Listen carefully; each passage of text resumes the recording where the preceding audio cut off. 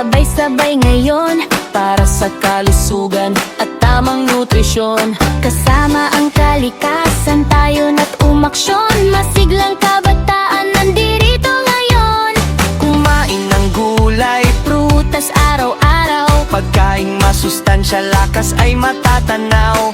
uminom ng tubig, umiwas sa junk food. Sa wastong pagkain, Katawan ay good.